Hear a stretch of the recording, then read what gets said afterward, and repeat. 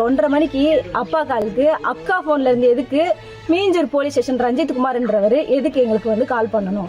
அவர் மீஞ்சூர்ல இருந்து எதுக்கு இங்க வந்தாரு. இங்க உள்ள வந்து அக்கா போன்ல இருந்து அக்கா லாக்கை எப்படி எடுத்தாங்க, அக்கா போன்ல இருந்து எப்படி போன் பண்ணாங்க அப்படின்றதான் எங்க கேள்வி. அவர் ஏன் அங்க வரணும்? எங்களுக்கு முழுக்க அந்த ரஞ்சித் குமார் அவர்கிட்ட தான் எங்களுக்கு சந்தேகமா இருக்கு.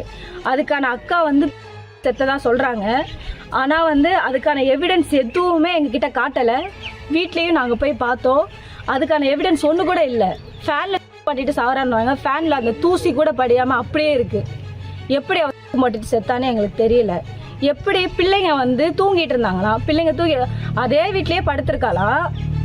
பிள்ளைங்க 2 பிள்ளைங்க தூங்கிட்டு இருக்காங்க, அதே வீட்லயே போட்டிருக்கா.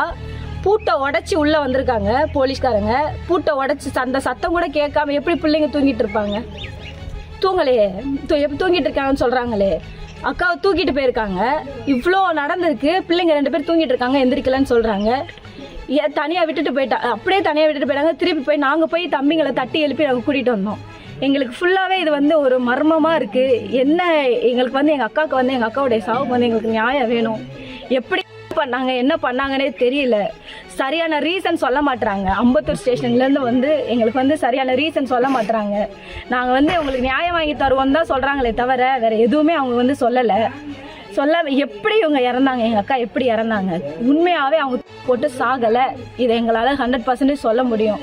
அவளை வந்து கொலை தான் பண்ணியிருக்காங்க. அவள் தலையில் வந்து காயம் பட்டிருக்கு, நாடியில் வந்து காயம் பட்டிருக்கு. எங்களுக்கு வந்து டவுட்டாக இருக்குது.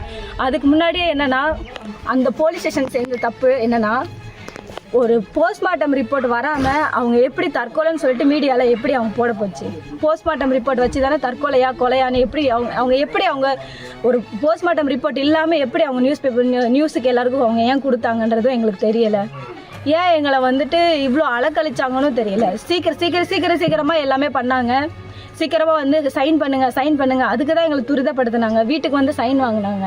எதுக்கு இப்படி பண்ணாங்கன்னு எங்களுக்கு தெரியல. எங்களுக்கு ஒரே மர்மமாக இருக்குது. எங்கள் அக்காவுக்கு வந்து நீதி கிடைக்கணும். கண்டிப்பாக எங்கள் அக்கா எப்படி இறந்தான்றது எங்களுக்கு தெரிய வரணும்.